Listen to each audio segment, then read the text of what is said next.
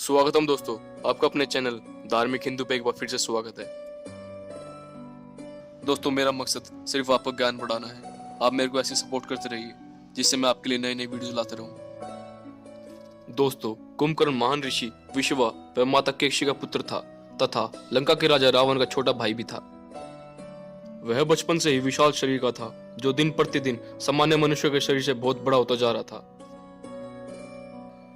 इसी कारण कुंभकर्ण को इतनी भूख लगती थी कि वह प्रतिदिन अकेले ही सैकड़ों लोगों का खाना खा जाता था। कुंभकर्ण के कारण पृथ्वी पर अन्न भंडार की कमी होने लगी थी, जिस कारण उसे 6 माह तक सोने का वरदान या कहें कि श्राप मिला था। तो दोस्तों, आइए जानते हैं कुंभकर्ण के इसी श्राप के बारे में। कुंभकर्ण के इतने विशाल शरीर के कारण काश में देवता भी उससे ईर्ष्या करने लगे थे, लेकिन रावण के भय के कारण उसका कोई कुछ भी नहीं कर सकता था। एक दिन कुंभकर्ण ने अपने दोनों भाई रावण व विभीषण के साथ मिलकर भगवान ब्रह्मा की कठोर तपस्या की। तीनों भाइयों की तपस्या से प्रसन्न होकर भगवान ब्रह्मा ने उन्हें दर्शन दिए। कुंभकर्ण भगवान ब्रह्मा से इंद्र का राज सिंहासन मांगने वाला था। इसके बाद देवता पर कुंभकर्ण का अधिकार हो जाता, जिससे इंद्र बहुत डर गए। किंतु वे भगवान ब्रह्मा को वरदान देने से मना नहीं कर सकते थे, क्योंकि किसी को भी उसकी तपस्या का फल देना उनका कर्तव्य था। इसलिए वे माता सरस्वती के पास सहायता मांगने के लिए गए। जब इंद्रदेव माता सरस्वती के पास गए तो उन्हें सारी बात बताई, तो माता सरस्वती ने एक योजना बनाई।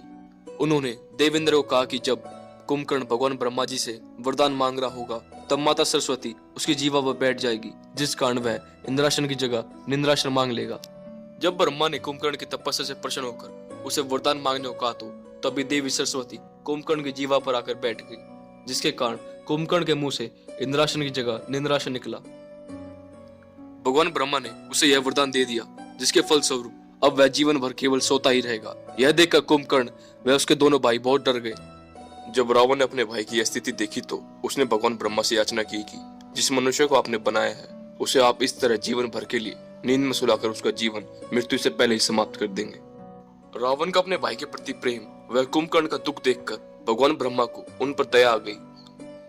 उन्होंने कहा कि ब्रह्मा वाक्य झुठलाया नहीं जा सकता। फिर भी वे कुंभकर्ण को 6 माह में एक दिन निद्रा से जागने की अनुमति देते हैं, अर्थात कुंभकर्ण 6 माह तक गहरी नींद में रहेगा।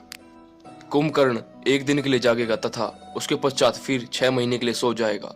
मित्रों, इस घटना के बाद कुंभकर्ण 6 महीने तक लगातार सोता था, केवल एक दिन के लिए जागता था। वह उसी दिन सारे कार्य, भोजन इत्यादि करता था।